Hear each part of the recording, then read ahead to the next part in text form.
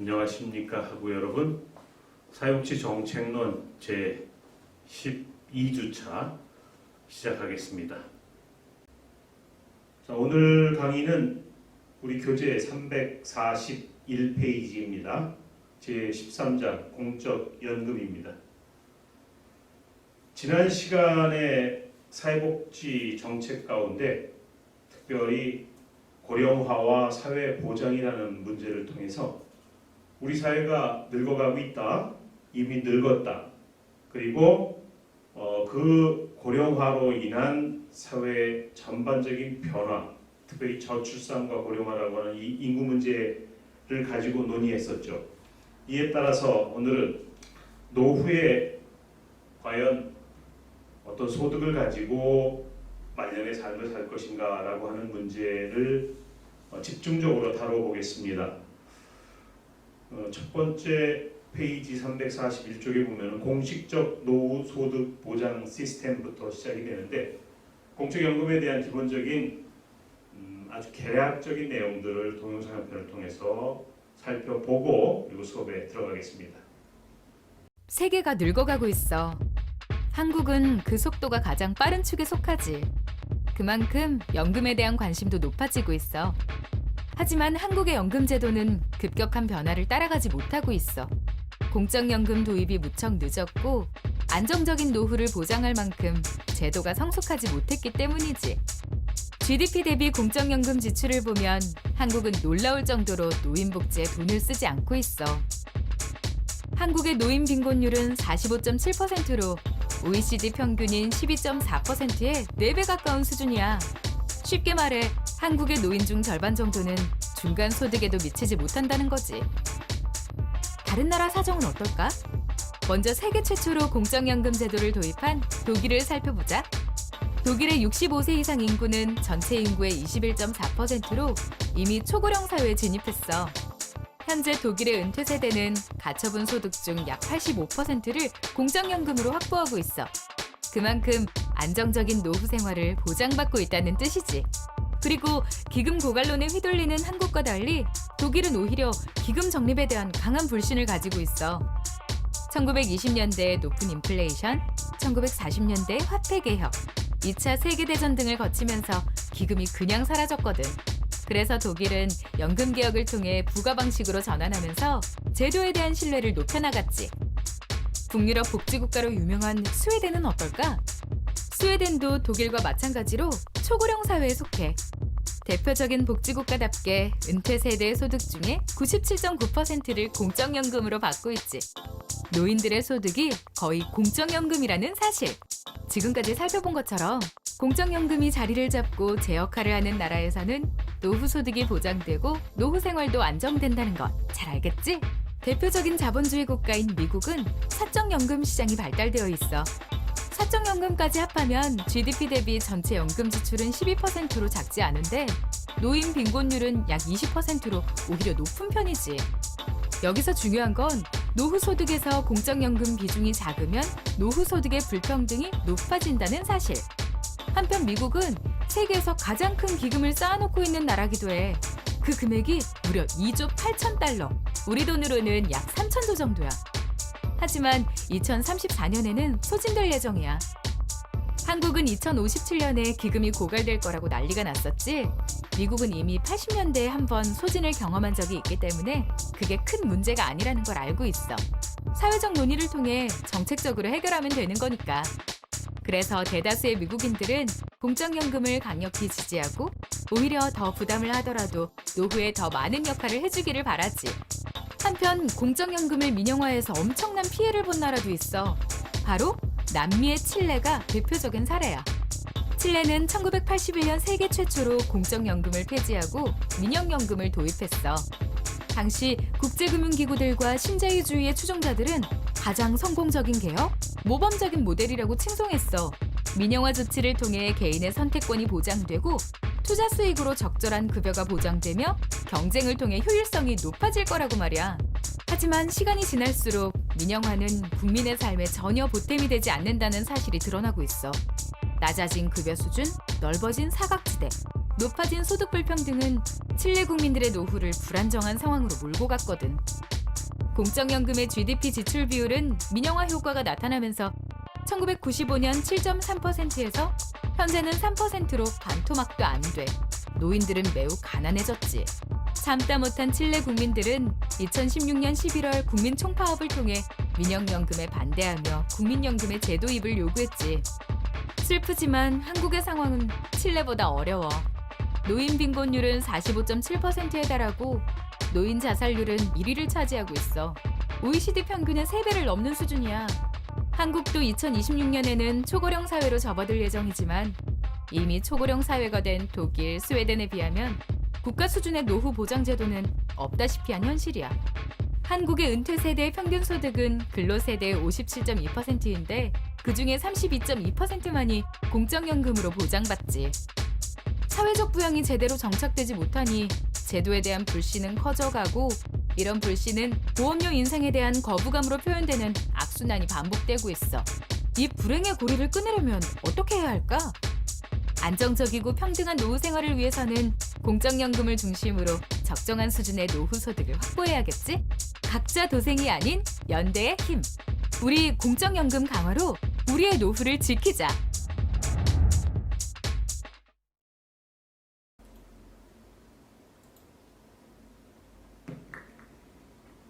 제13자 공적연금은 다음과 같은 순서로 오늘 수업 진행하겠습니다. 첫 번째가 공식적 노후소득 보장 시스템, 두 번째가 사회보장연금, 세 번째는 사회보장연금의 재정 운영 방식, 네 번째는 사회보장연금의 개혁 방향. 이렇게 되면 이제 공식적인 노후소득 보장 시스템에 대한 이론적 근간에 대한 것들을 살펴보게 되고요. 이후 한국의 노후소득 보장 제도 가운데 현재 운영되고 있는 법률적 체계 안에서 운영되고 있는 것이 국민연금과 기초연금 이렇게 두 가지가 됩니다. 이 두 가지 살펴보면 오늘 공식적인 노후소득 보장 시스템에 대한 이해들을 가질 수 있을 것 같습니다. 자, 연금에 들어가기에 앞서서 지금까지 우리가 이 사회보장이라고 하는 측면, 사회복지 정책론에 있어서의 구조는 사회보장제도다. 사회보장제도란 사회적 위험과 결혼이나 양육 상황 등과 같은 특별한 지출로부터 시민들을 보호하기 위해 재정적으로 지원하는 법적 프로그램이다. 이렇게 우리는 이론적 근거의 틀을 이해하고 있죠. 우리나라에서 시행되고 있는 대표적인 사회보장제도는 그 구성이 세 가지인데 첫 번째가 사회보험, 두 번째가 공공구조인 국민기초생활보장제도고 세 번째가 사회서비스. 이 내용들은 지금까지 쭉 다루어서 잘 이해할 수 있을 것 같습니다. 오늘은 사회보험 5가지 가운데 첫 번째인 노후소득보장제도라고 하는 그 시스템을 어떤 걸 갖고 있느냐, 바로 국민연금입니다. 그래서 국민연금에 대한 전반적인 것들을 살펴보도록 하겠습니다.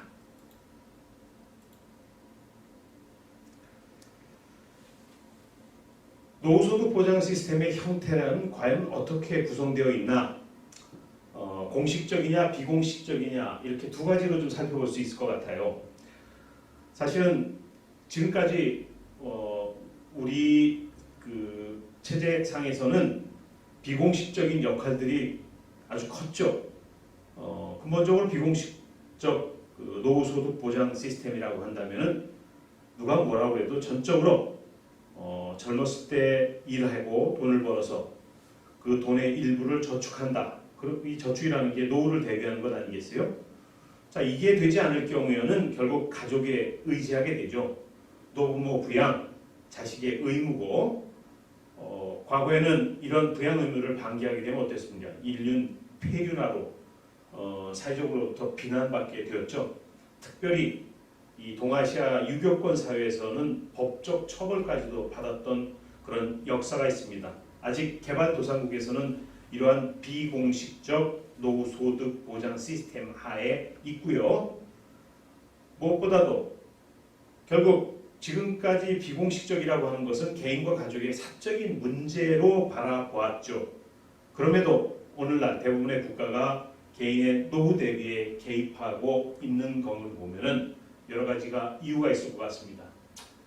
자, 노후소득에 대해서 우리가 왜 이렇게 시스템에 대한 부분들을 고민하냐라고 한다면은 바로 앞에 보이는 우리나라의 노인 빈곤율을 보면 쉽게 이해할 수 있을 것 같아요. OECD 국가 중 가장 높은 수준을 나타내고 있죠. OECD의 평균 4배라고 합니다. 혼자 사는 노인의 빈곤율이 무려 76% 정도 된다라고 하는 것이죠.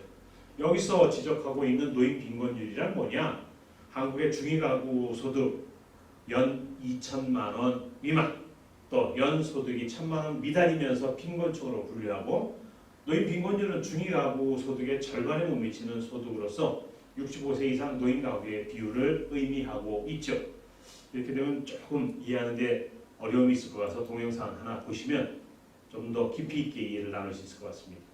우리나라의 66살 이상 은퇴 연령층의 상대적 빈곤율이 OECD 국가 중 가장 높은 것으로 나타났습니다. 저출생, 고령화 추세가 가속화하면서 2025년엔 10명 중 2명이 65살 이상인 초고령 사회로 진입할 것으로 전망됩니다.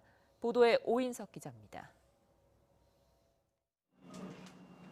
경제협력개발기구 OECD 기준으로 2017년 66살 이상 은퇴 연령층의 상대적 빈곤율을 조사한 결과 우리나라가 1위로 나타났습니다. 상대적 빈곤율은 66살 이상 은퇴 노인 중 중위소득 50% 이하인 노인 비율을 의미하는데, 우리나라는 44%로 미국이나 영국, 칠레보다 월등히 높았습니다. 반면 2018년 기준으로 65살 생존자의 기대 여명은 OECD 국가 평균보다 남녀 모두 더 높았습니다. 올해 65살인 사람의 기대 여명은 남자는 18.7년, 여자는 22.8년이었습니다. 올해 국내 인구 중 65살 이상 고령자는 812만 5천 명으로 전체 인구의 15.7%였습니다. 여자가 남자보다 고령 인구 비중이 4.4%포인트 더 높았습니다. 고령화가 가속화하면서 5년 뒤에는 10명 중 2명이 65살 이상인 초고령 사회로 진입하고, 40년 뒤엔 전체 인구의 44%가 노령 인구가 될 것으로 전망됐습니다. 이에 따라 생산 연령 인구 100명이 부양하는 고령 인구를 뜻하는 노년 부양비는 올해 21.7명에서 계속 늘어 2060년엔 91.4명에 이를 것으로 추산됐습니다. 노후 준비는 미흡한 것으로 나타났습니다. 65살 이상 고령자 중 절반 정도인 48.6%만이 노후 준비를 하고 있거나 준비가 돼 있는 것으로 집계됐습니다. 노후 준비 방법으로는 국민연금이 가장 높았고, 예금과 보험, 부동산, 공적연금 등이 뒤를 이었습니다. 지난해 65살 이상 고령자 중 절반이 넘는 50.9%가 공적연금을 받았습니다. 지난해 65살 이상 고령자 4명 중 1명은 자신의 현재 삶에 만족하고 있다고 응답했고, 평균 수면 시간은 8시간 28분으로 5년 전보다 6분이 늘었습니다. YTN 오인석입니다. OECD에서 나온 자료들을 가지고 조금 편집해 놓은 자료 있잖아요. 앞에 그 화면에 보이는 대로 한번 살펴보시죠. 보건사회연구원이 제출한 내용입니다. OECD 회원국 중 노인 빈곤율이 가장 높은 5개국이 누구냐? 그랬더니 스페인, 호주, 멕시코, 아일랜드, 상대적으로 월등한 한국이고요. 노인복지 지출이 또 적은 5개국은 어떻게 되느냐? 그랬더니 뉴질랜드, 아일랜드, 아이슬란드, 그리고 한국, 그리고 맨 마지막 제일 가장 높은 노인복지 지출이 적은 탑 1위가 멕시코이더라고요. GDP 대비 노인복지 지출 비중이 이렇다라고 하는 측면 하에서 우리의 빈곤율이 어느 정도인지 이해할 수 있을 것 같습니다. 지난 2019년과 2020년 기준 중위소득이라고 하는 측면 하에서 앞서 노인 빈곤율에서 나왔던 노인 중위소득은 과연 무슨 뜻이냐? 그래서 기준 중위소득은 가구 수에 따라서 다르고요. 2000년 기준으로 해서 4인 가족 기준 중위소득이 474만 9,174원. 이걸 굉장히 많네. 480만 원이나 되네. 이렇게 보지 마시고 1인 가족이 175만 원 정도다. 거기에 따라서 이 기준 중위에 따라서 중위소득 50%라고 한다면 1인 가족일 경우 175만 원이니까 그 절반은 얼마냐? 결국 교육급여를 받을 수 있는 건 약 88만 원 정도고 생계급여는 기준 중위소득의 30%니까 52만 7천 원이다. 결국 노인의 빈곤율이 이 기준 중위소득에 따라서 이렇게 확연히 구분되고 있구나. 어느 정도의 노인이 빈곤한 것인가라고 하는 것을 수치화한 내용들로 이해할 수 있을 것 같습니다. 교재로 돌아오면 341쪽 하단에 나와 있습니다. 결국 왜 이렇게 노인들이 빈곤하냐? 비공식적인 노후 소득 보장 시스템으로는 이 노후의 삶이 영위될 수 없다라는 측면에서 결국은 부족한 이유들을 좀 찾아보니 결국 노후 대비 노력이 부족하다. 일부 사람들은 자신의 노후에 대비해 저축하는 것을 게을리하여 나중에 사회에 부담을 주기도 하고요. 불충분한 저축 수단들이 있겠죠. 자본시장이 발달하지 않았던 시기에 특별히 거시경제 조건이 불안정해서 마땅한 저축 수단을 찾기 어려웠을 경우도 있고요. 또한 보험시장의 실패라고 하는 부분이 있습니다. 역선택과 도덕적 해이 등 보험회사의 한계가 있었다라고 하는 것. 그리고 네 번째가 정보의 격차죠. 개인 저축이나 보험회사 또는 기타 투자 수단의 장기적 상환 능력에 대한 정보의 부족으로 노후의 실패를 볼 수 있고 마지막으로 장기 빈곤입니다. 일하는 동안 노후 대비에 필요한 돈을 저축하지 못한 사람들, 즉 빈민층들이 여기에 해당이 되고 여기에 대처하기 위해서는 어떻게 돼야 될까요? 정부의 재분배 장치가 반드시 필요하다라고 하는 부분으로 이해할 수 있을 것 같습니다. 자, 이렇듯 국가가 국민의 노후 문제에 개입해야 된다는 것은 어떤 의미냐? 법적, 공적, 연금 제도를 둬야 된다라는 것이죠. 우리는 교재에서 나와 있는 대로 큰 틀 안에서 두 가지입니다. 하나는 사회보장연금이라고 하는 시스템, 또 하나는 공공부조연금 제도겠죠. 조금 더 깊이 있게 두 가지를 나눈다면은 사회보장연금이라고 하는 것은 우리가 잘 아는 국민연금이 바로 여기에 대표적인 케이스가 되겠죠. 고령으로 인한 급격한 소득의 감소, 노인의 빈곤을 방어하는 기능을 담고 있고요. 주로 사회보장세나 보험료를 가지고 강제 가입시키고요. 여기는 부가 방식이면서 확정 급여형이 이 성격이 담겨져 있습니다. 사회보장연금은 그래서 따라서 세대 간 소득 재분배 효과라고 하는 측면으로 구분할 수 있고요. 이와 달리 소득이 없고 또 무엇보다도 근로능력도 없고 그리고 사회 이 공식적인 그 공적 연금 제도가 발달되어 있지 못한 경우에는 가입할 수도 없겠죠. 따라서 이런 사회 빈곤층들을 대상으로 우리가 노후 소득의 법정 공정연금은 바로 공공부조연금입니다. 그래서 공공부조 프로그램이다라고 얘기를 합니다. 재원은 세금으로 감당하고요. 적어도 공공부조연금으로 그 서비스를 제공받기 위해서는 반드시 민 테스트라고 하는 자산조사가 실시가 되어야 되고요. 공공부조연금은 정액제 또는 보충 방식이 됩니다. 오늘 수업의 맨 마지막 부분의 기초연금이 바로 여기에 해당이 됩니다. 기초연금을 받기 위해서는 반드시 자산조사를 받아야 되고요. 그리고 무엇보다도 하위 70%가 되면은 월 30만 원, 그리고 하위 40%가 되면은 월 40만 원 내년부터 이렇게 증액된다고 하는데 이렇게 정액제 또는 액수가 얼마가 되는데 보충 방식으로 지급하는 것들을 담고 있습니다.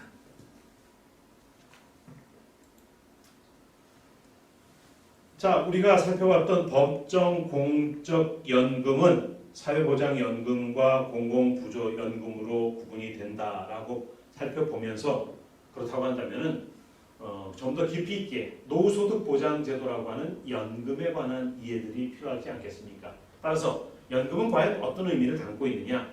근로기간 동안 일정한 금액을 내고 은퇴 이후에 일정한 급여를 지급받는 제도죠. 그래서 객출하고는 한다는 것은 기여한다는 거고요. 기여자가 곧 65세 은퇴 이후에는 수혜자가 된다라고 하는 것이죠.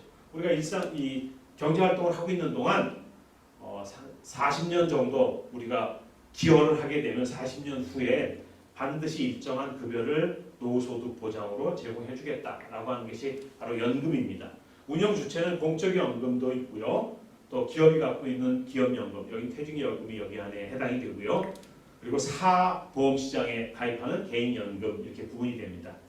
적용 대상의 신분에 따라서 4개의 공적 연금 제도를 운영하고 있는데요. 따라서 특수직 연금 제도는 공무원 연금, 군인 연금, 사립학교 교원 연금 이렇게 3가지로 구성되어 있습니다. 연금의 종류에서 나와 있는 것처럼 공무원 연금 제도는 국가공무원이나 지방공무원이 해당이 되고요. 군인 연금이라고 하는 것은 장교나 또는 지원에 의하여 임용된 하사관, 즉 직업 군인을 적용 대상으로 보고요. 사립학교 교원 연금 제도는 사립학교에 있는 교원이나 사무직원을 적용 대상으로 보고 있는 것이죠.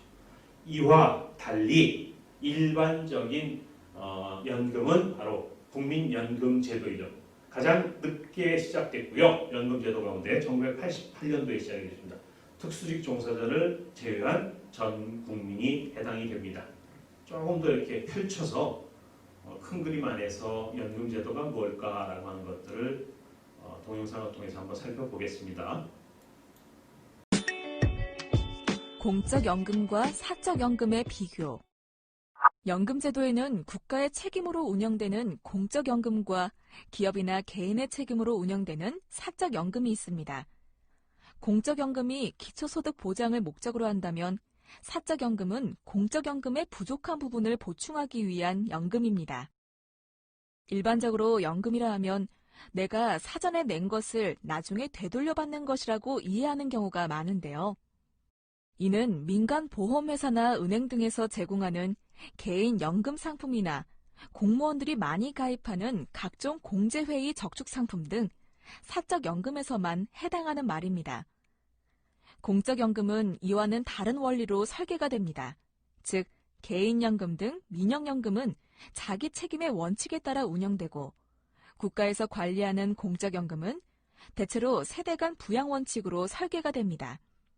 세대 간 부양 원칙이란 현 재직자가 퇴직자의 연금을 부담하며 현재 재직자가 퇴직 시 미래 재직자가 연금 비용을 부담하는 방식입니다. 공적연금과 사적연금 간의 차이를 정리하면 다음과 같습니다. 방금 살펴보았듯이 공적연금과 사적연금은 운영 주체와 설계의 기본 원리에서도 차이를 보이지만 적용 방식과 그 적용 근거에서도 차이를 보이는데요. 공적연금이 사회 연대성의 원리에 입각한 사회보험으로서 법률에 근거하여 강제가입의 형태이지만 사적연금은 개인의 자율적 선택에 따른 계약을 통해 가입하게 됩니다. 국가에 따라 전체 국민을 대상으로 단일의 공적연금 제도를 운영하는 경우도 있고 공무원 등 특수직역 종사자에 대해서는 별도의 제도로 시행하는 경우도 있는데요. 우리나라에서는 후자의 제도를 채택하고 있습니다. 우리나라에서는 이 중 공적연금이 먼저 도입된 후 사적연금이 도입되어 활성화되고 있습니다. 공적연금은 1960년, 공무원연금이 도입된 이래 1963년에 군인연금, 1975년 사학연금이 도입되었고 일반 국민을 대상으로 하는 국민연금은 1988년에 도입되었습니다. 사적연금은 개인연금제도가 1994년에 도입된 이후 2005년 퇴직급여 제도가 시행됨으로써 다층 노후소득 보장제도의 기틀을 마련할 수 있었습니다. 퇴직급여 제도란 기존의 근로기준법상의 퇴직금 제도가 근로자의 수급권을 강화하기 위한 차원에서 근로자 퇴직급여 보장법에 의해 퇴직연금 제도로 확대 전환된 것입니다. 많은 사회보장 선진국은 노후의 소득 보장을 위한 수단으로 다층 소득 보장 제도를 발전시켜 왔습니다. 다층 소득 보장 제도란 국가 차원의 공적연금을 기초로 기업 차원의 퇴직연금과 개인 차원의 개인연금 등의 사적연금을 보완적으로 실시하는 것을 말합니다. 이러한 다층 보장 체계는 국가마다 그 성격과 역할에 있어 약간씩 차이가 있으나 기본적으로는 노후 소득 보장에 상호 보완하는 것을 의미합니다. 고령사회에서는 국민연금이나 공무원연금 등 공적연금만으로는 적절하게 노후를 대비하는 데에 한계가 있습니다. 따라서 공적연금을 기본으로 하면서 개인연금과 퇴직연금 등 사적연금을 보완하여 개인에게 필요한 노후 자금을 확보할 필요성이 점점 더 커지고 있습니다. 이처럼 공적연금과 사적연금 간의 균형 있는 역할 분담이야말로 급격히 도래하는 고령사회에 대비하기 위한 중요한 정책 과제라고 할 수 있습니다.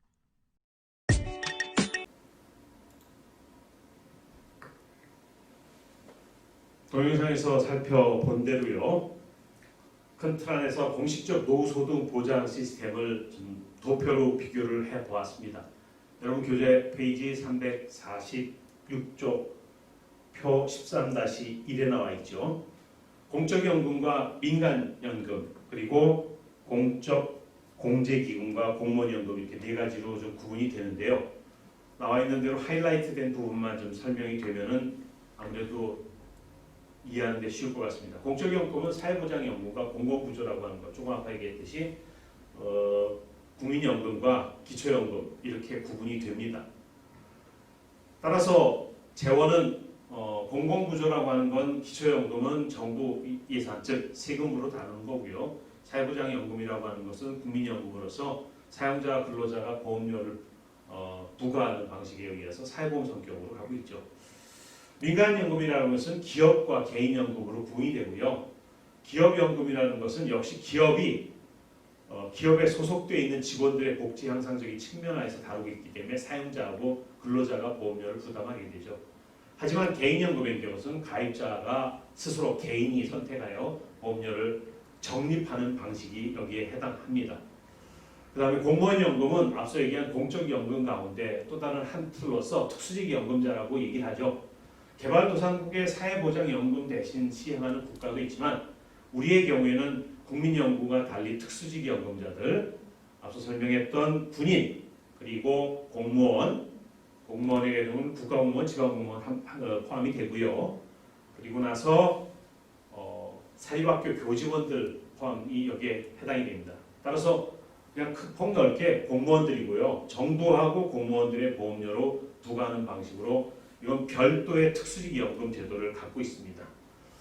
자, 이럴 경우 우리가 한번 생각해 볼 수 있는 것이 공무원으로 근무하다가 중간에 공무원을 퇴직하고 다시 재취업했는데 민간 기업이나 또는 이 공공기관이 아닌 민간 기관에 취업이 됐다. 그랬을 경우에 어떻게 될까요? 결국은 공무원 연금에서 기여했던 부분과 그 다음에 공적연금에서 기여하는 부분 이 두 가지를 연계하는 제도가 필요하다라고 해서 공적연금 연계제도라고 하는 것들을 두고 있습니다. 참고로 동영상 하나 보죠. 15년 동안 연구기관에서 일한 지민 씨. 최근 대학 교수로 새로운 삶을 시작하게 되었습니다. 하지만 지민 씨에게 고민이 생겼는데요. 전 직장 가입 경력으로 받을 연금액이 노후를 대비하기에는 부족하고 대학 교수로 정년까지 근무해도 10년을 채우지 못하기 때문입니다. 자녀 교육에 주택 대출금 상환에 노후 자금 마련까지 여간 만만치 않은 상황. 생각 끝에 지민 씨는 자신과 비슷한 경험을 한 동료와 상담을 했는데요. 공적연금 연계 제도를 알게 됩니다. 공적연금 연계 제도는 연금을 수령하기 위한 최소 가입 기간을 채우지 못하고 이직한 경우 가입 기간을 합쳐 20년 이상이면 65세부터 연금을 받을 수 있는 제도입니다. 지민 씨의 경우 15년간 민간 기업에서 근무했으니 앞으로 5년만 근무하면 양쪽 연금을 모두 받을 수 있게 되죠. 국민연금과 직영연금 간 이동한 경우 언제든지 연계 신청을 할 수 있습니다. 연금 금액은 개인에 따라 다르니 해당 기관에 상담받으세요. 내 연금을 이어주는 공적연금 연계 제도. 행복한 노후를 위한 징검다리가 됩니다. 교재 346쪽 중간에 있는 두 번째 3층 구조의 강의를 진행합니다. 3층 구조라는 것은 1, 2, 3층이라고 하는 3개의 층이 있다는 의미로 이해를 하면 되겠어요. 그래서 필라 시스템이라고 하는데 결국 노후소득 보장 제도가 이런 층간 구조를 단계적으로 거치고 있다. 1층, 2층, 3층 구조를 갖고 있다라고 하는 의미가 되겠죠. 1층은 기초연금이라고 하는 부분, 이건 공공구조연금으로서 대단히 선별주의적인 입장이죠. 그런 측면에서 최저 생계비 수준 이하인 사람을 대상으로 한다라고 하는 건 우리가 잘 알고 있는 내용이고요. 2층은 법정 민간연금, 그래서 법정 강제저축제도의 관리 운영 방식으로서 기업연금과 동일하다. 3층으로서는 개인연금이다 라고 하는 측면, 보다 많은 연금을 원하는 사람이 임의로 가입하는 저축제도이다 라고 하는 거죠. 자, 그런 측면에서 월드뱅크나 스웨덴이나 미국, 러시아는 조금 다른 의미로 이해를 하셔야 돼요. 따라서 이 구조연금의 우리나라는 어떨까라고 하는 부분들을 학습하기 위해서 선행으로 이해를 하게 된 내용이죠. 한국은 1층은 기초연금 제도고요. 2층으로서는 국민연금 제도고, 이 기초연금과 국민연금 다음인 3층 구조는 퇴직연금 제도를 갖고 있다라고 하는 게 바로 오늘 3층 구조라고 하는 부분을 설명하기 위한 내용입니다. 그런데 여러분들이 지금 알고 있는 바대로 이 3층 구조로 노후소득 보장 제도를 두는 이유는 결국 노인의 빈곤을 좀 단계적으로 해소할 수 있도록 하자. 각기 다른 배경들이 갖고 있기 때문에 기여할 수 없는 사람들로서 뭐 소득도 없고 돌볼 가족도 없고 이런 처지라고 한다면 결국은 1층 구조 안에서 기초연금을 둬야 되지 않느냐. 그런 측면에서 국민연금 가입과 상관없이 노인들의 기본소득 보장이란 취지에서 시작이 됐고요. 따라서 우리나라의 경우에는 1층 구조를 기초노령연금 2008년도에 시작이 됐는데 위에 나와 있는 3층 구조에서 보면 기초연금이라는 용어로 변경된 게 2014년, 그래서 개정된 것이죠. 어려운 노후를 보내는 만 65세 이상 노인들의 생계를 돕기 위해 작년 7월부터 시작이 됐던 역사적인 배경이 있고요. 여기서 작년이라고 하는 것은 2014년을 얘기하는 겁니다. 그 당시에 국가 발전과 자녀 교육에 헌신해온 노인들의 노고에 보답하자. 무엇보다 생활이 어려운 노인에게 생활의 안정을 지원하고 복지를 증진하기 위해 연금을 지급하는 제도로 시작이 됐습니다. 따라서 2008년도에 기초노령연금에서 기초연금으로 전환됐다라고 하는 것은 좀 더 기초적인 노후소득 보장을 조금 더 탄탄하게 만들어 보자라는 취지로 변화되고 있습니다. 자, 이게 사실은 오늘 교재에서 나와 있는 3층 구조의 노후소득 보장 제도입니다. 그런데 우리가 조금 더 넓혀보려면 이렇게 생각을 하셔야 돼요.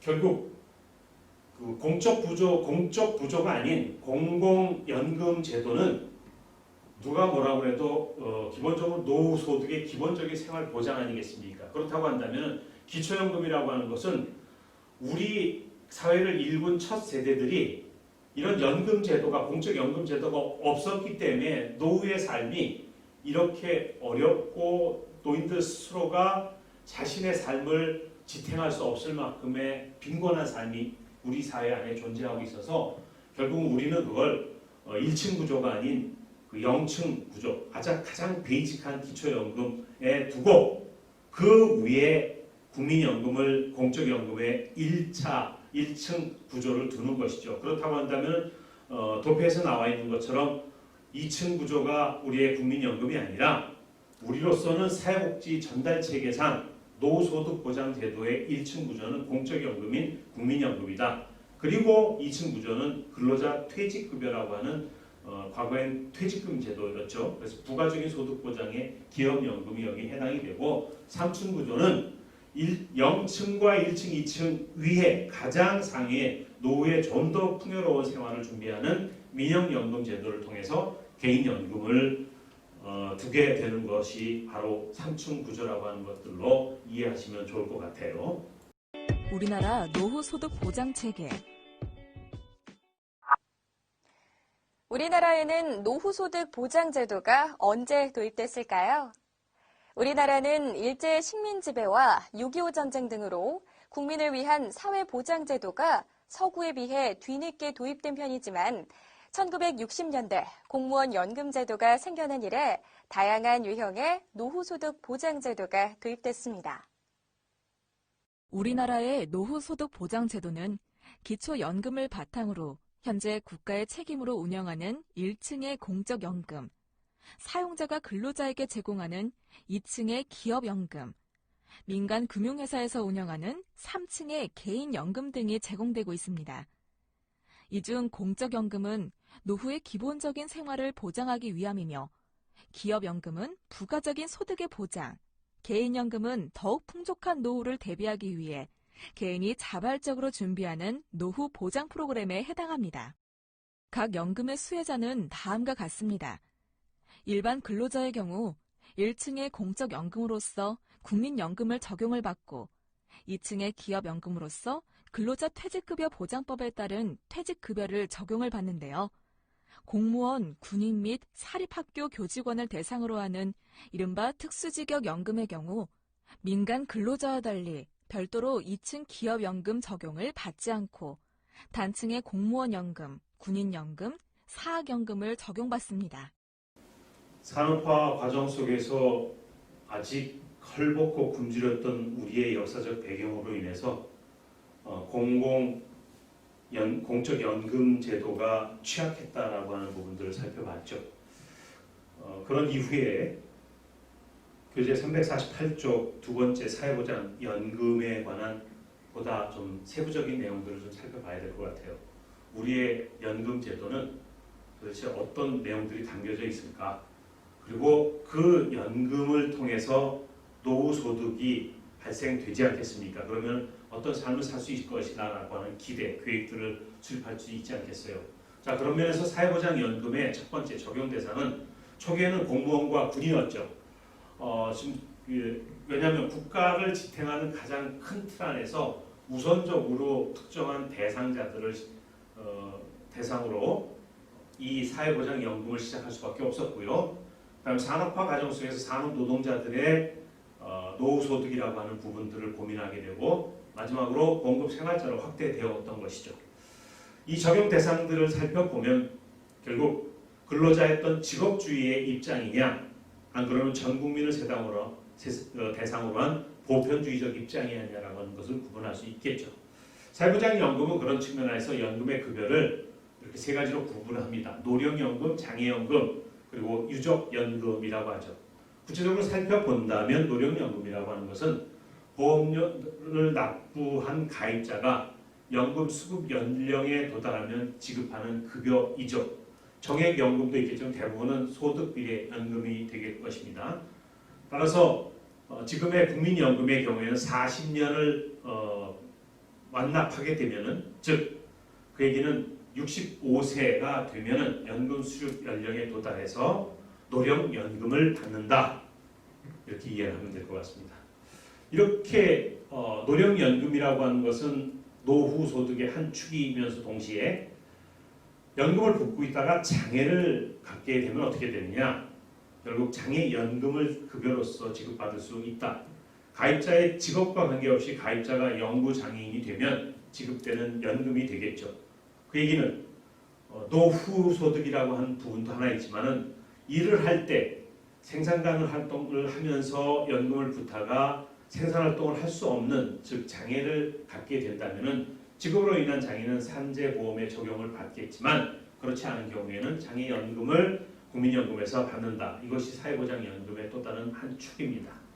연금급여의 세 번째는 유족연금입니다. 노령연금과 장애연금 수급자가 사망할 경우에는 그 유족들에게 지급되는 연금을 의미하죠. 세 번째는 재원입니다. 결국 사회보장연금은 3자 부담의 원칙으로서 생산활동을 하는 근로자나 또 근로자를 고용한 사용자가 보험료를 납부하게 되고요. 정부는 세금을 통해서 국가가 부담해야 될 일정 부분들을 재원으로 부담하는 3자 부담의 원칙을 갖고 있습니다.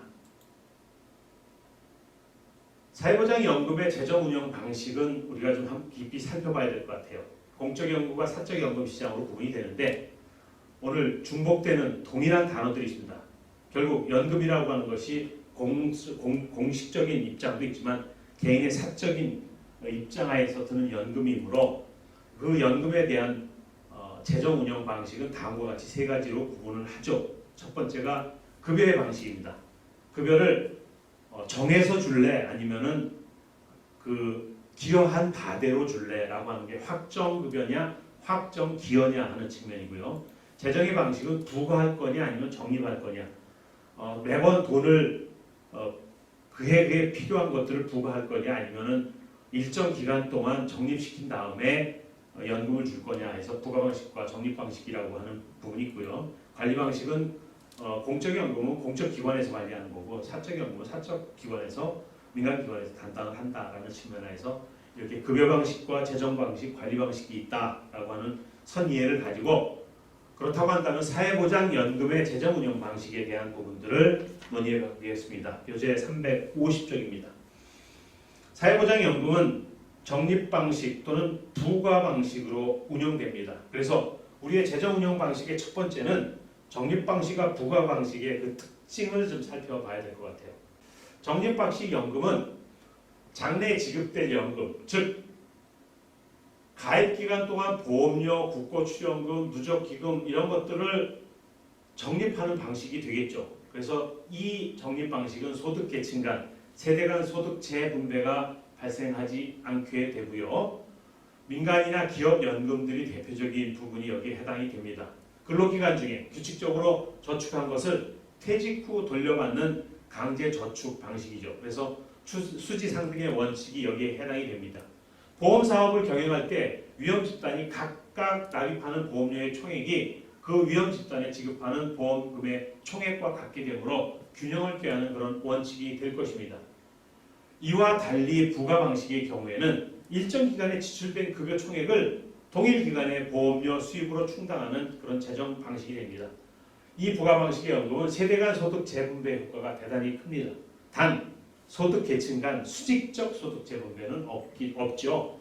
매년 전체 가입자가 낸 보험료로 연금 지불 총액을 조달하고 수직 운영의 원칙들이 여기에 해당이 됩니다.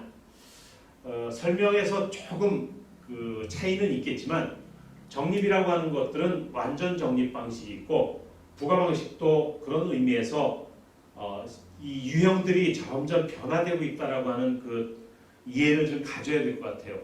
그래서 지금까지 우리의 국민연금은 1988년도에 처음 시작이 되면서 보험을 제일 먼저 공공성 가진 국민연금을 시작하게 됐다면은 그 당시에는 노후소득 보장 제도이니까 보험료를 받는 사람이 있었을까요? 없었을까요? 당연히 없죠. 없다는 얘기는 보험금을 다 적립한다는 방식이 되겠죠. 그런데 단 한 사람도 보험금을 받을 수 없으니까 완전 적립 방식으로 우리의 국민연금은 시작이 되었어요. 그러다가 그 가입 기간 동안 보험료도 내고 국고 출연금도 있고 누적 기금들이 쭉 증가되면서 이렇게 적립되어 왔는데 이 적립된 것들이 어느 순간에 연금의 수혜자가 발생이 되고 수혜자가 돌아가시면서 유족연금도 나오고 장애도 발생하다 보니 야 이렇게 적립하면 안 되겠다. 그래서 수정 적립 방식으로 전환된. 그래서 적립 방식이 과거에 민간이나 기업 연금 차원에서 시작됐던 방식도 있지만 우리처럼 완전 적립 방식과 수정 적립 방식이라고 하는 두 틀 안에서 국민연금도 이 유형에 들어가고 있다. 우리의 국민연금은 어느 정도일까라고 해서 한번 자료를 살펴보니 우리의 국민연금 기금이 이렇게 좀 많이 커져 있어요. 현재 2020년 8월 현재 약 789조 9천억, 그러니까 780조 원. 우리 국가 예산이 500조가 조금 넘는데 우리 국가 1년 예산보다도 더 많은 게 적립돼 있다라고 하는 거. 그 적립의 추이를 보면은 1988년도에 처음 시작할 때는 불과 첫 시작이었는데 어느덧 32년이 지난 이 시점하에서 이렇게 700조가 넘어가는 거대한 기금으로 조성되어 있다라고 하는 것이죠. 그러니까 어떻게 돼? 기금을 운영하면서 수익률이 발생하는데 연평균 약 5.78%, 6% 정도 된다면 현재 은행 금리보다 대여섯 배 높은 그런 수익률을 구조하고 있기 때문에 결국은 적립도 시키면서 또 보험금도 그 연금자에게 노령연금을 지급할 수 있는 것이다라고 하는 부분이죠. 이와 달리 부과 방식은 나와 있는 바대로 우리의 건강보험이 대표적으로 여기에 해당이 됩니다. 지난 2019년 1월부터 5월까지 약 24조 원 정도 수입이 됐는데 금년도 보니까 금년은 24조 8천원, 25조 되더라고요. 결국 그에 쓸 비용만큼을 건강보험료가 부과하면은 그 부과된 그 기금에 따라서 지출하는 것이죠. 따라서 굉장히 소득 재분배화 효과가 높은 것이다라고 하는 설명이 될 것입니다. 사회보장연금의 재정운영 방식 가운데 우선 재정운영 방식의 유형은 살펴보면은 351조입니다. 앞서 설명했지만 부과 방식과 적립 방식인데 여기에 재정운영 방식이 아닌 급여 방식을 보면 확정급여형과 확정기여형이라고 하는 것이죠. 확정급여형은 부과 방식 쪽에 가깝고 확정기여형은 적립 방식에 가깝다. 그리고 적립 방식 가운데는 부분 적립 방식과 완전 적립 방식이 있다라고 하는 것을 그림 13-1에서 사회보장연금 재정운영 방식의 유형으로 살펴보는 것이죠. 2층 구조에 되어 있는 퇴직연금 가운데 우리의 공적연금 제도 가운데 2층 구조인 기업연금, 특별히 퇴직연금이 급여 방식을 선택해서 확정급여형이냐 확정기여형이냐 그래서 DB냐 DC라고 하는 이런 형태를 갖고 있습니다. 결국 확정급여형은 부과 방식의 성격이 있고 확정기여형은 적립 방식의 성격이 담겨져 있다라고 하는 내용들을 이해하면 될 것 같습니다. 또 354쪽에 보면 사회보장연금 재정운영 방식의 유형은 조금 더 넓혀서 보면 부과 방식 그리고 적립 방식 그런데 그 적립 방식 가운데는 완전 적립과 부분 적립이 있고 그리고 명목상 적립 방식이라고 하는 이 네 가지 틀로 나눠 있습니다. 부과 방식이라는 것은 매년 전체 가입자가 낸 보험료로 연금을 지불해 충당하는 것이죠.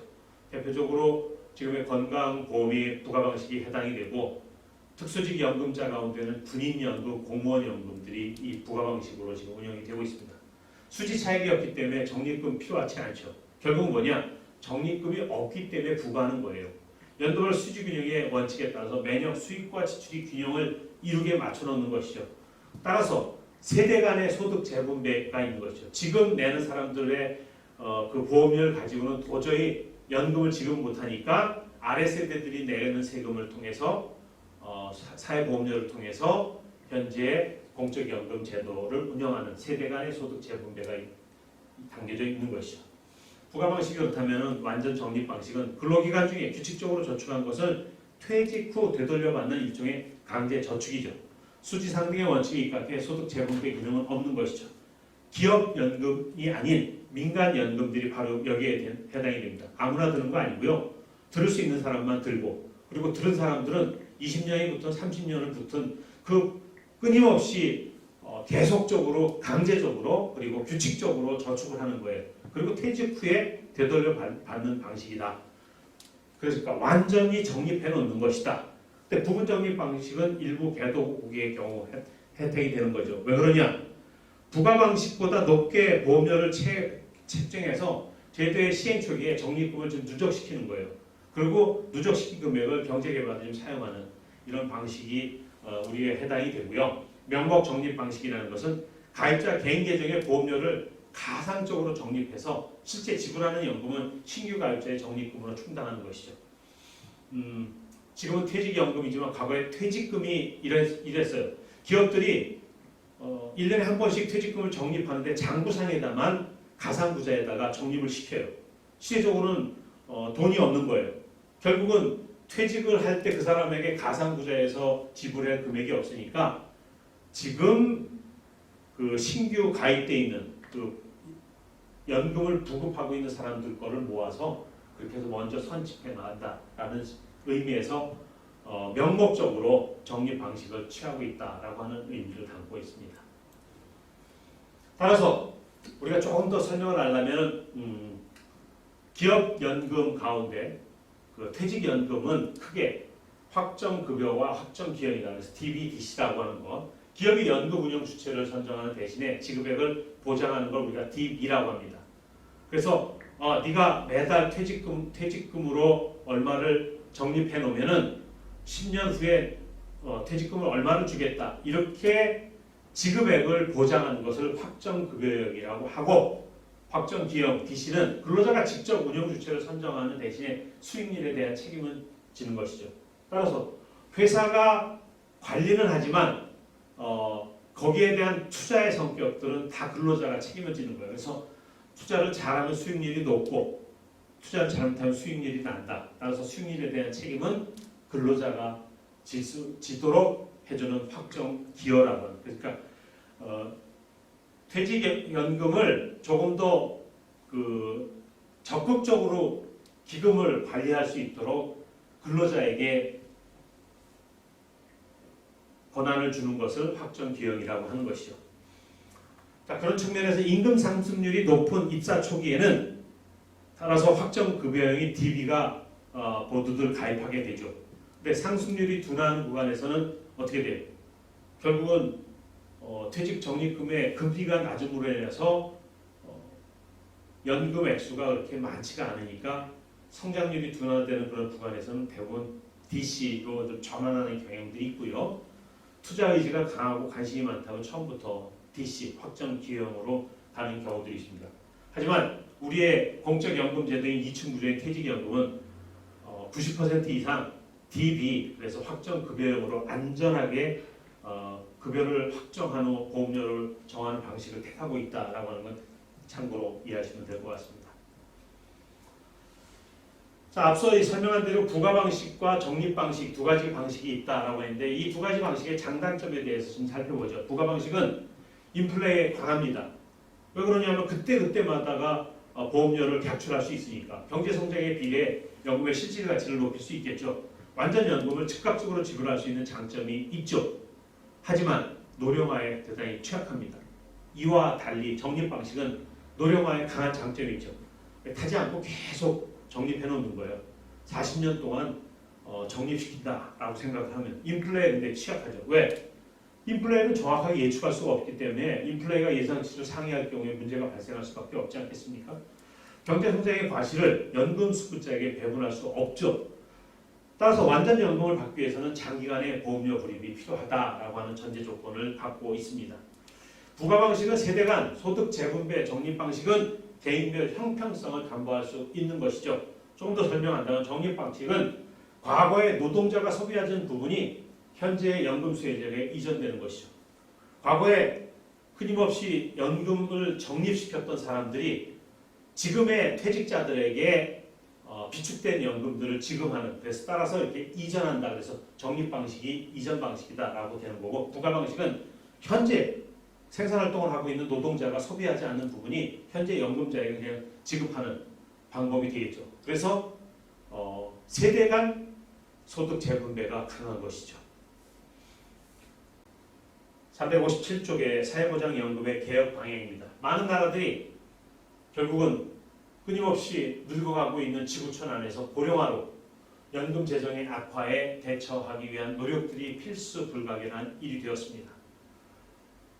산업화 과정 속에서 젊은 층이 많았을 때는 연금에 대한 이해도 부족하고 따라서 강제적으로 가입함으로 인해서 적립 방식을 택하다가 적립된 금액을 가지고 새롭게 공적연금제도에 따라 연금을 지급해야 되다 보니 기금이 고갈될 수 있는 위험이 노출되니까 결국 부분 적립 방식에서 부과 방식으로 이렇게 전환되는 흐름을 우리가 읽을 수 있었습니다. 연금 성숙기의 선진국에서는 기존의 부과 방식의 연금의 재정을 강화할 필요가 있어요. 왜 그러냐면 보험료를 인상시키고 급여를 인하해야 되고 수급 개시 연령 인상 등 이렇게 바꿈으로 인해서 또 다른 개혁의 방향성들을 찾아가는 것이죠. 그리고 무엇보다도 확정 급여였던 것을 확정 기형으로 개편하게 되고요.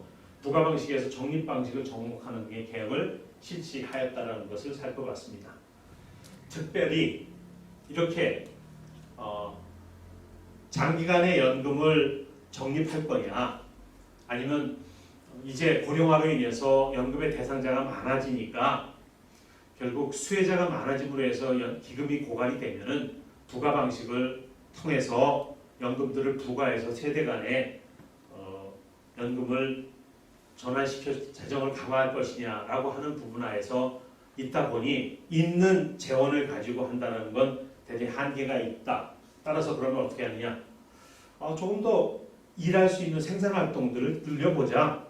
그래서 361쪽에 나와 있는 것이 바로 정년 연장입니다. 21세기 후반 유럽에서는 조기 퇴직이 노동력 문제 해결에 가장 큰 전략이었죠. 조기 퇴직은 청년에게는 보다 많은 일자리를 제공하게 되고요. 노인에게는 보다 많은 여가의 시간을, 그리고 정부에게는 낮은 실업률을 제공하는 그런 기회가 됐어요. 사용자는 조기 퇴직을 고령 근로자를 퇴출시키는 수단으로 활용하기도 했고, 또 근로자는 별 손해 없이 노동시장에서 조기 나가는 기회로 간주하기도 했던 것이죠. 따라서 조기 퇴직 제도에 내재된 이데올로기, 즉 노동시장에서 나이 든 사람은 쓸모가 별로 없고 젊은 사람들의 일자리를 막는다는 관념 상당 기간 대단한 위력을 발휘했죠. 하지만 조기 퇴직 제도는 평균 수명의 증대라든지 또는 저출산이라든지 이렇듯 출산율의 저하와 함께 사회보장, 특히 연금 시스템을 위기에 빠뜨릴 수밖에 없었습니다. 조기 퇴직이 연금 지출을 어떻게 증가시키고 있지 않습니까? 보험료 수입은 감소시키게 되는 것이고요. 연금은 대부분의 나라에서 사회보장이 가장 많은 부분을 차지하기 때문에 연금 지출의 증가와 보험료 수입의 감소, 결국 복지국가의 재정적 기초까지 위협받게 되는 상황이 되는 것이죠. 여기에서 세대 간 계약, 즉 근로 인구가 퇴직 인구를 부양하는 계약도 위기에 빠진 것이죠. 적립 방식이 아닌 부가 방식이 바로 이런 위기를 낳게 하는 것이죠. 보험 관점에서도 연금 자산을 아직 일해도 되는 건강한 조기 퇴직자에게 주는 것 정당하지 않다라고 하는 것들이 선언적 경험에서 나와 있는 것이죠. 사회보장 시스템을 장기적으로 지속 가능하게 만들자, 또 경제 성장을 촉진시키기 위해선 자원을 효율적으로 사용해야 되는데 어떻게 할까? 그랬더니 결국은 근로자를 노동시장에 조기 퇴출시키는 것보다는 계속 이어서 대체하자.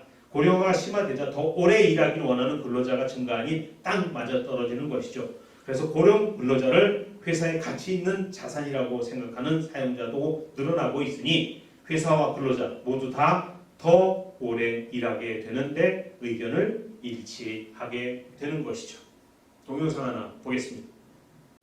60세인 정년이 늦춰지면 그만큼 일을 더 오래 하고 돈도 더 벌 수 있겠지요. 하지만 한편으론 국민연금 받는 걸 포함한 노후 복지 혜택도 정년 이후로 그만큼 늦춰질 수 있습니다. 이 부분은 배준우 기자가 짚어봤습니다. 국민연금은 65세부터 받을 수 있습니다. 60세인 정년이 늦춰진다면 월급도 국민연금도 없이 살아야 하는 곤궁기의 공백이 메워질 수 있습니다. 하지만 정년 연장 논의가 시작되면서 연금 지급 시기를 늦추는 안도 같이 거론될 걸로 보입니다. 빠른 고령화로 연금 조기 고갈 우려가 커지는 상황에서 돈을 버는 시간이 길어졌으니 연금 받는 시기도 같이 늦추자는 주장입니다. 실제로 지난해 국민연금 제도 개선안 마련 과정에서 연금 지급 나이를 67세까지 늦추는 방안도 고려됐었습니다. 또 기초연금 수급 시기와 노인복지법상의 경로 우대 혜택 시작 연령도 현재 만 65세에서 늦춰야 한다는 목소리가 나올 수 있습니다. 이미 박능우 보건복지부 장관이 노인의 기준을 65세에서 70세까지 올리는 사회적 논의가 필요하다고 운을 뗀 바 있습니다. 은퇴를 앞둔 세대가 베이비 부머 세대여서 우리나라에서 인구가 제일 많은 세대예요. 국가적으로 부담이 크잖아요. 그래서 일을 하는 동안은 복지를 안 줘도 되니까. 하지만 OECD 1위인 심각한 노인 빈곤율을 볼 때 노인 복지 지출을 줄이는 건 대안이 아니라는 주장도 만만치 않습니다. 정년 연장이 이루어진다고 반드시 복지 영역에서의 그 대상자 선정 기준 연령이 높아져야 되는 건 아닌 거잖아요. 그게 별도로 움직일 수도 있고. 보건복지부는 이런 복잡한 사정 때문에 연금 지급 시기를 늦추는 안은 아직 고려하지 않고 있으며 신중히 접근하겠다고 밝혔습니다. 최근 들어 근로자들의 정년 연장에 대한 태도가 바뀌고 있다는 사실을 또 한 가지 우리는 주목해야 될 것 같아요. 정년 연장을 원하는 사람이 늘고 있지만 또 다른 측면 하에서는 젊은 층들의 고용 불안이라고 하는 측면들이 대두가 되는 것 아니겠어요. 그러므로 일자리를 놓고 생산 가능 활동 인구와 퇴직자들 간에 공식적인 이런 갈등 구조가 생길 수 있다라고 하는 것.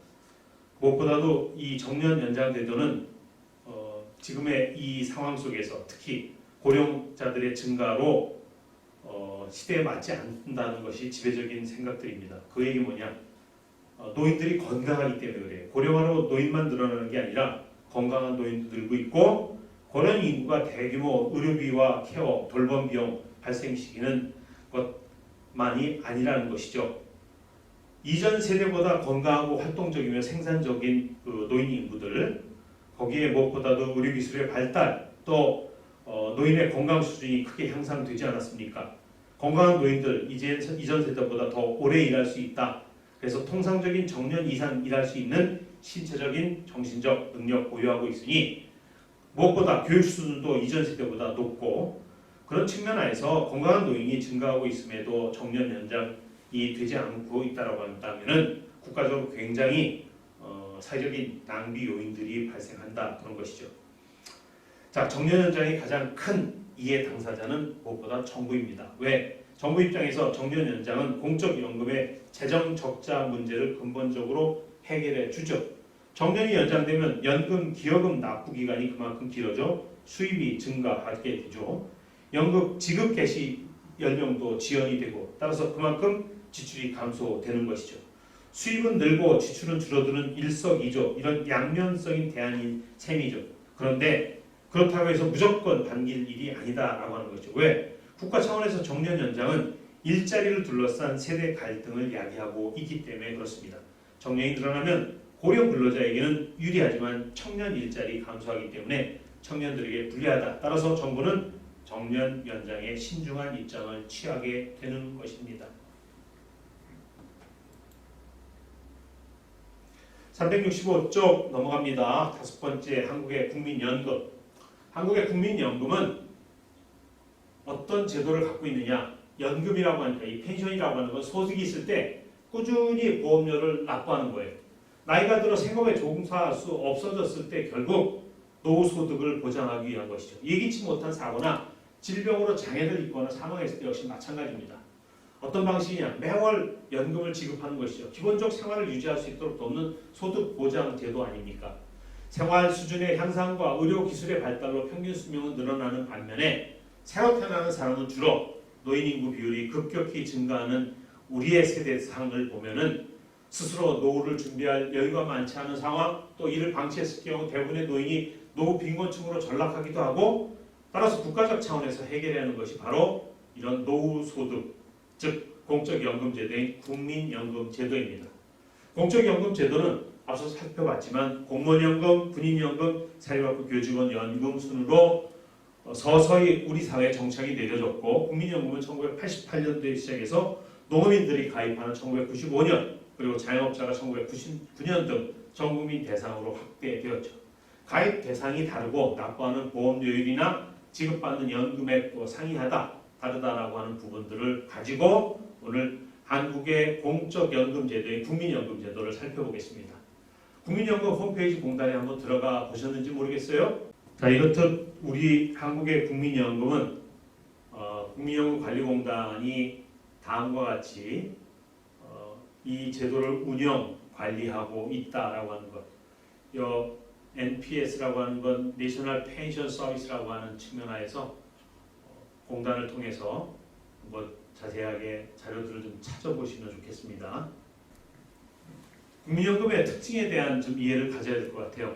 첫 번째, 사회보장 제도의 한 축인 그 사회보험, 그 사회보험 가운데 노후소득 보장인 공적연금제도인 국민연금은 누가 뭐라고 해도 가입이 강제성이 있습니다. 왜? 모든 국민이 사회적 위험으로부터 대처해야 되기 때문에. 그래서 가입 대상은 모든 국민입니다. 소득 재분배로 사회 통합에 기여하고 있고요. 세대 내 소득 배분과 세대 간 소득 재분배 효과가 이 안에 담겨져 있습니다. 전체 납입 기간이나 납입자의 개별 소득, 국민연금의 가입자의 평균 소득이 각기 다르다라고 하는 것은 세대든 세대 내든 세대 간이든 간에 소득 재분배 효과를 이 안에 담고 있다. 그리고 국가가 망하지 않는 연금은 반드시 받는다. 그리고 무엇보다도 국민연금 노후소득은 노령연금이라고 하는 제도를 갖고 있고요. 그 외에도 장애연금이나 유족연금 등 다양한 혜택을 두고 있죠. 장애가 발생하면 장애연금, 그리고 수급자가 즉 연금을 받고 있는 사람이 돌아가시면 유족들에게 그 연금이 이어지고요. 물가가 오른 만큼 받는 연금액도 달라지고 있고 전국 소비자 물가 변동률에 따라서 지급 액수가 매년 높아지고 있습니다. 은행 금리보다도 더 높은 일들이 이 안에 담겨져 있는 거죠. 오른쪽 하단에 국민연금 납입보험료 대비 수익비를 보면은 이렇습니다. 보통 약 3배 정도, 2.5배에서 3배 정도의 수익률이 있다라고 하는 건 내가 낸 돈보다 결국은 물가를 감안한 현재 가치로 환산해 보니 이 정도의 수익률을 구성하고 있다. 따라서 어떤 투자보다도 1층 구조의 노후소득 보장제도인 국민연금에 가입되어 있는 건 미래 사회를 위한 대단한 투자이다. 거기 안에 두 가지 조건이 거예요. 물가가 오른 만큼 연금액도 많이 받는다. 그걸 반영한단 말이에요. 전국 소비자 물가율 변동률에 따라서 또 반영을 하고 있기 때문에 그 어떤 투자보다도 좋은 노후소득 보장 제도이다. 국민연금의 특징이 담겨져 있는 겁니다.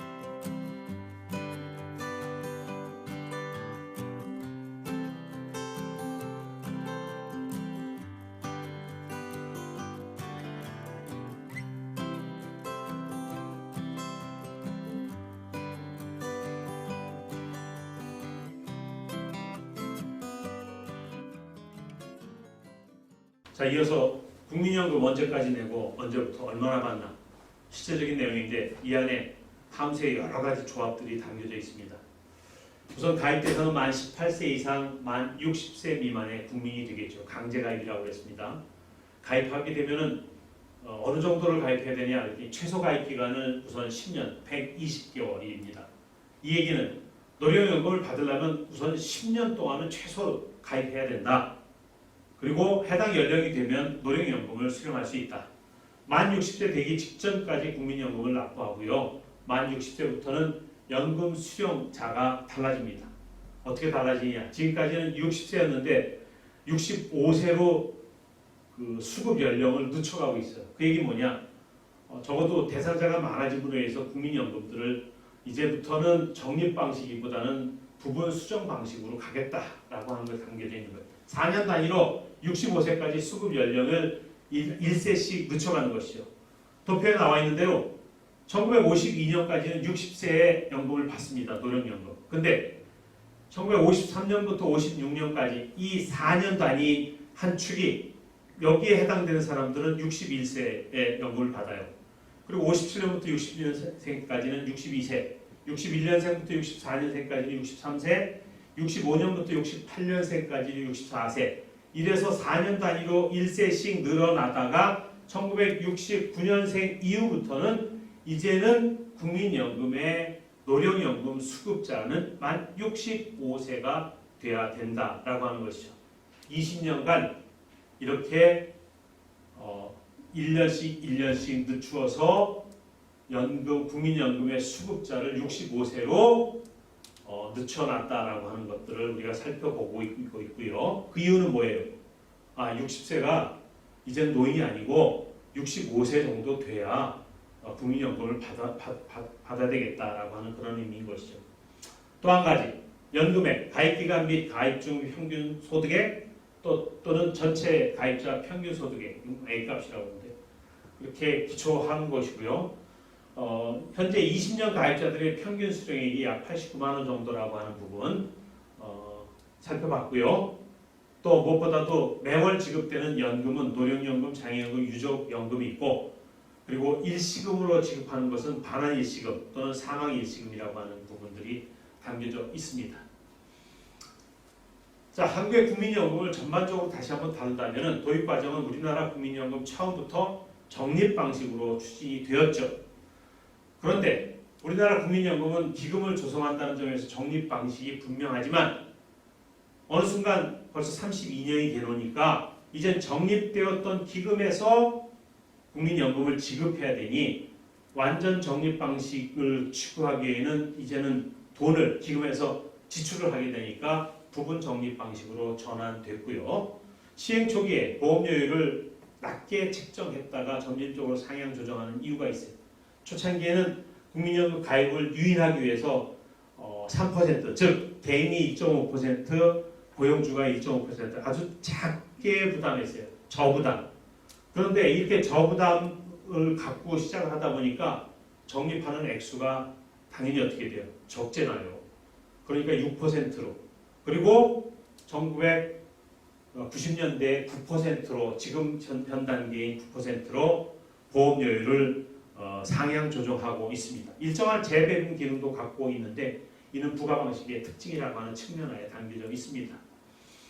자, 적용 대상은 88년도에는 10인 이상의 사업장 근로자를 대상으로 시작을 했고요. 그러다 92년도에 5인 이상 사업장으로 확대되고 95년도에 농어촌, 99년 사업부터는 도시지역. 그래서 직장 가입자와 지역 가입자로 이렇게 구분하면서 1999년 전 국민 연금이 달성되어 2003년 7월부터 모든 사업장으로 확대된 것이 우리의 국민연금의 발달사입니다. 다른 나라에 비해서 이례적으로 빠른 적용을 확대한 것은 2000년 들어오면서부터 고령화 사회가 시작이 되고 따라서 고령화 사회가 시작이 됐다는 얘기는 연금 대상자들이 늘어나고 있다는 측면에서 굉장히 빠르게 적용 확대되었다는 것이죠. 급여라고 하는 것은 우리 국민연금 급여라고 하는 것이죠. 앞에 말한 대로 노령연금, 장애연금, 유족이 있고 일시 반환금이 있다는 것 다시 한번 정리해 드립니다. 자, 보험료는 가입자의 소득에 부과하는 것이 소득비례라고 하는 부과 방식입니다. 사업장 가입자가 근로소득에서 비과세 근로소득을 차감한 소득을 말하고 지역 가입자는 자기가 갖고 있는 농업, 임업, 어업, 사업소득 뭐 등등의 그래서 이런 기타 사업소득에서 얻은 소득에 따라서 보험료를 부과하는 것이죠. 무엇보다 기금 운영의 방식은 부분 적립 방식을 채택하고 있다. 첫 번에 완전 적립 방식에서 변경돼서 부분 적립 방식으로 전환됐고요. 시행 초기에 상당한 액수의 적립금이 이제 축적되고 있습니다. 적립금의 운영이 재정 안정화의 관건이 된다라고 하는 건 결국은 이 제도를 얼마만큼 끌고 갈 수 있느냐. 그런데 어렵게도 고령화 사회 속에서 무엇보다도 초고령화 사회를 내다본다면은 결국 이 적립금의 운영이 가장 재정 안정화의 중요한 키워드가 될 것입니다. 표 13-4 보시면은 국민연금의 기구 운영 원칙 몇 가지 원칙이 있어요? 5가지 원칙이 있습니다. 이건 기말고사 시험 문제입니다. 수익성 누가 뭐라고 해도 미래 세대의 부담 완화를 위해서는 많은 수익을 추구해야 되지 않겠습니까? 그래서 기금을 잘 관리해라. 수익성의 원칙. 근데 이 높은 수익률을 얻겠다고 막 위험한 데다가 투자한다. 이러면 어떻게 돼요? 손실 위험이 있으니까 그건 아니야. 안정성의 원칙이다. 그리고 무엇보다도 이 국민을 대상으로 한다는 것은 공공성의 원칙이라고 하는 부분이고 그리고 자금이라고 하는 것은 연금 급여의 지급이 원활하도록 유동성을 좀 고려해야 돼요. 금년도에 국민연금 수급자들이 500만 명이 넘었어요. 그렇다고 한다면 500만 명에게 연금을 지급할 수 있을 만큼의 유동 자산이 있어야 된다. 그래서 무엇보다도 국내 금융시장 충격 이런 것들을 최소화하는 방안을 강구해야 되는 것들이 굉장히 민감합니다. 마지막으로 운영 독립성의 원칙. 이 정부가 잘못 행동하면은 이 기금들을 갖다가 막 다른 데다 쓰려고 해요. 정권을 재창출하는 데 쓰기도 하고 경제 개발에 투자하겠다. 이거는 어떤 돈입니까? 국민연금은 몫이 분명하게 노후 소득을 보장하기 위한 운영입니다. 그래서 따라서 기금은 원칙에 따라 운영돼야 된다. 다른 목적을 위하여 이런 원칙이 훼손돼서는 안 된다는 측면. 수익성의 원칙, 안정성의, 공공성의 유동성, 그리고 운영 독립성의 원칙이라는 측면에서 잘 기억해 주시기 바랍니다. 국민연금은 부분 적립 방식이다. 기금을 조성한다는 점에서 적립 방식이고 시행 초기에 보험료를 낮게 책정했다. 3% 책정했잖아요. 점진적으로 6%, 9%까지 상향 조정했고 일정한 재분배 기능을 갖고 있는 것은 바로 부가 방식이라고 하는 측면에서 적립 방식과 부가 방식이라고 하는 두 가지를 병행하고 있고 적용의 대상자들은 사업장 가입자, 즉 직장인들 그리고 지역 가입자 이렇게 구분이 되어 있습니다. 여기에 무엇보다도 전업주부들이나 학생도 해당이 되고요. 급여는 노령연금, 장애연금, 유족연금, 반환일시금이 되어 있고 보험료는 가입자의 소득에 부과하고 사업장 가입자의 소득은 근로소득에서 비과세 근로소득을 차감한 소득으로 또 지역 가입자의 소득은 각종 소득을 포함한 금액으로 가지고 요일에 따라서 부과하고 있다. 자, 지금까지 다루었던 것들이 앞에 나와 있는 국민연금이다. 장애연금, 노령연금, 유족연금.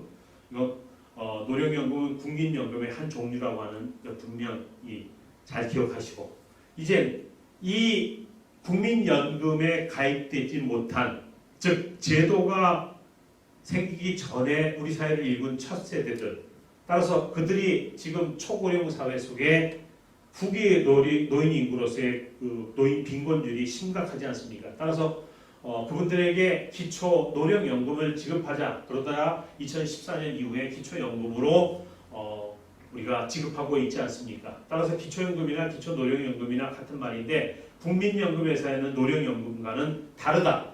기초연금과 국민연금은 밥그릇이 다르다. 기초연금은 적어도 국민연금이 우리의 연금 안에서의 공적 1층 구조라고 한다면 기초연금은 1층 구조가 태송되기 전의 세대들에게 지급했던 기초적인 연금 제도이다. 자, 이게 이해가 되면은 바로 다음과 같은 비교가 가능합니다. 노령연금은 국민연금으로서 10년 이상 가입돼야 되고 본인의 연금 개시 연령 앞으로는 65세까지 단계적으로 늘려나가고 있죠. 가입기간이나 납입액 등에서 다르고 이 재원은 국민연금 기금으로서 관리를 하고 있죠. 기초연금은 과거의 기초노령연금이라고 해서 만 65세 이상 소득 인정액이 선정 기준액 이하 그래서 하위 70% 하위 40% 이렇게 구분하고 있습니다. 혼자일 경우에는 최대 30만 원 2인 가구 부부일 경우에는 20%씩 공제한 48만 원을 지급하고 있죠. 이 재원은 세금으로 지급하고 있다. 기초연금에 대한 보다 세부적인 사항은 6번째 한국의 기초연금에서 다루도록 하겠습니다. 페이지 373쪽입니다. 우선 기초연금은 두 가지 연금 체계에서 전 국민 공통의 부분을 연금으로 말한다.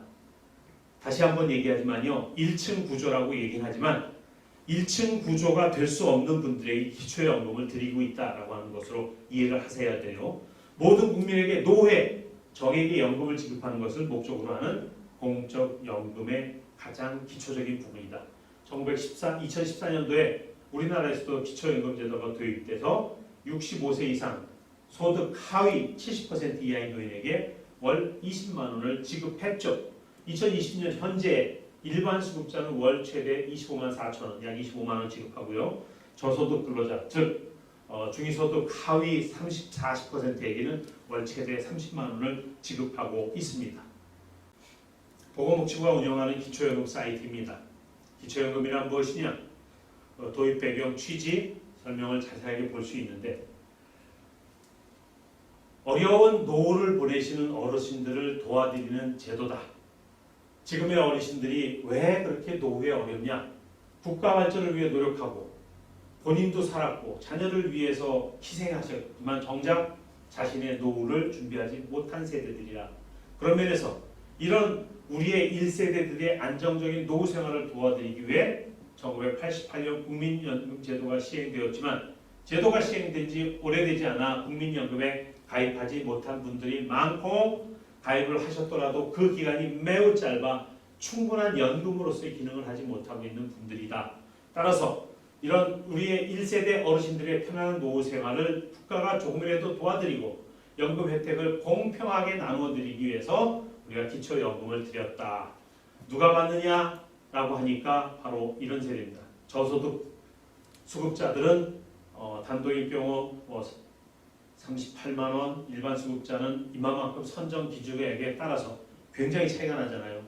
따라서 아주 하위 40% 분들에게는 얼마만큼 우리가 그들의 삶이 노후의 삶을 지탱할 수 없는 빈곤한 삶이냐라고 하는 부분으로 이해할 수 있을 것 같습니다. 사이트 들어가서 한번 깊이 살펴보시면 좋겠습니다. 이렇게 우리 사회를 읽은 첫 세대에게 기초연금을 드리는데 기초연금의 재원이 어느 정도나 되는지 여러분은 아시는지요?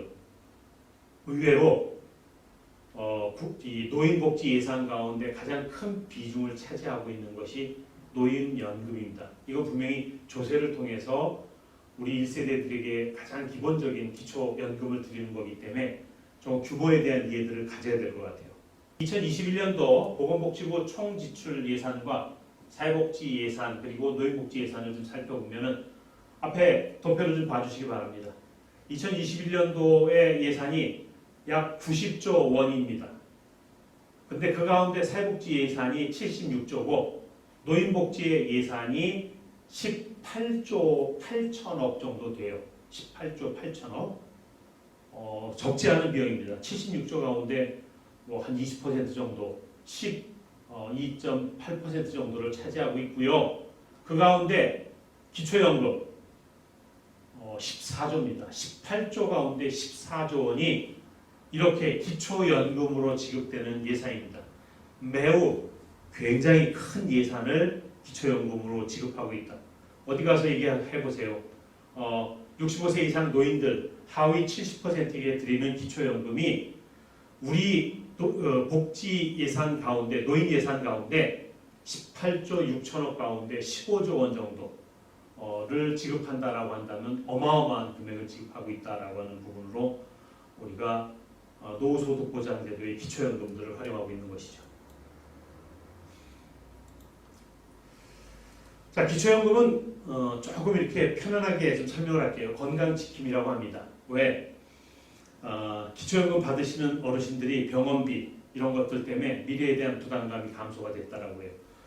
병원비 지출 가운데 전체 건강보험 재정의 40%를 노인들이 쓰고 있는데 우리의 노인들의 절반 이상들이 어떻게 하고 있어요? 빈곤선 이하고 그래서 가난하다고 한다면 적어도 이런 기초연금을 드림으로 인해서 건강을 관리할 수 있는 병원비 부담을 감소한다 했던 것이 한 40% 된다고 합니다.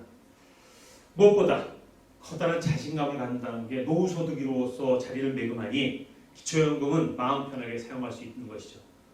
이 자식들이 뭘 한 달에 막 20-30만 원씩 이렇게 드린다는 것도 쉽지 않고 무엇보다 어려운 자식이 그 용돈을 드릴 때 그 용돈을 받아 쓰는 부모님들이 마음이 어떻겠어요?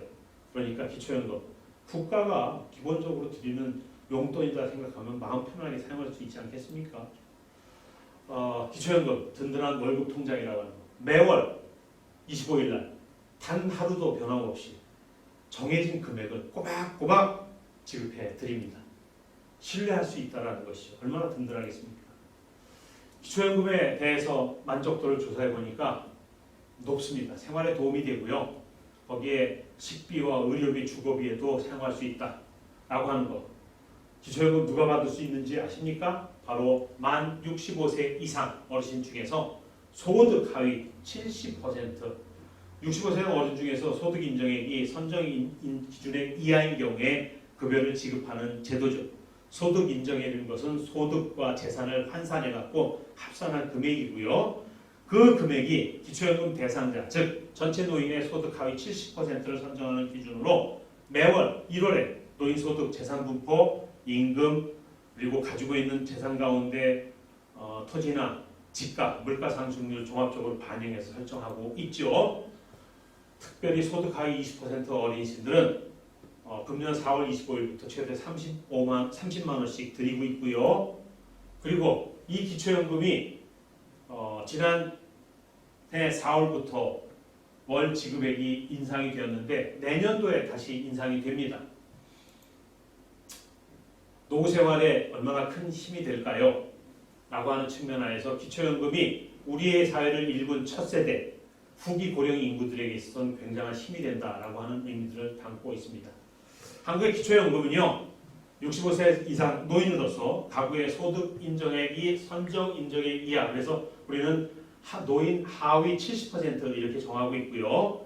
거기에 따라서 급여를 어떻게 지급하냐라고 하는 건 소득 재분배 급여에 따라서 산식에 의해 선정된 기초연금으로서 하위 70% 노인들에게는 월 25만 원, 그리고 금년은 하위 25%에게는 30만 원, 내년부터는 하위 40%에게 30만 원을 지급하고 있고, 국가와 지방자치한테 재정을 가지고 조세를 통해서 지급하고 있다. 무엇보다 기초연금 소득 평가액 산정 기준이 있는데, 소득이 있으면 그 소득에 환산해서 그리고 차액을 지급하겠다라는 얘기예요. 우리가 얘기하는 노인들의 소득을 100분율로 나눠서 하위 70%를 정한다는 것은 다음과 같은 소득 평가액을 산정하기 때문에 나와 있는 것이죠. 무료 임차 소득이라고 하는 것은 자녀들의 집에 가서 살고 있는데 자녀 명의이고 시가총액이 6억 원 이상인 경우, 여기는 무료로 살고 있으니까 0.78%의 소득을 적용하겠다. 그게 소득 평가입니다.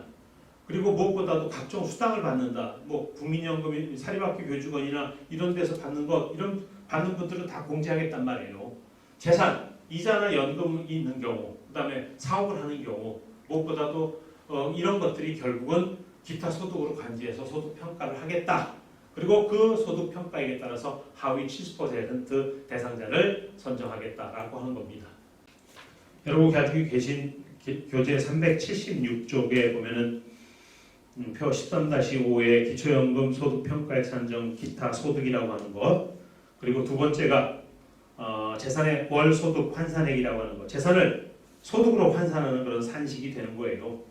그래서 일반 재산에서 기본 재산액을 공제하는 것도, 그러니까 일정 부분 공제도 해주고, 금융 재산에서는 2천만 원을 뺀 금액을 합한 금액, 그다음 부채도 공제해주고, 그렇게 산출된 금액에 재산의 소득 환산율인 연 4%니까 이것을 곱하고 연금이니까 이를 12개월로 나눠서 월 소득 환산액으로 산출하고, 여기에 고급 자동차나 2000cc 이상, 그 다음에 골프장 회원권이나 이런 거 가액을 합한 것으로서 기본 재산액은 지역별로도 다르고요. 대도시, 중소도시 다르고, 농어촌 다르고, 고급 자동차나 회원권 그 가액을 그대로 적용하고, 무엇보다도 회원권은 지방세법에 의해서 골프 회원권, 승마 회원권, 콘도미니엄 회원권, 종합체육시설 이용 회원권, 요트 회원권을 다 포함한다는 것.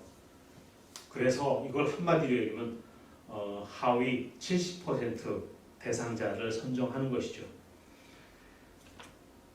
자, 그런 측면 하에서 오늘 우리가 그 공적연금 제도 안에 우리 사회를 읽은 첫 세대들이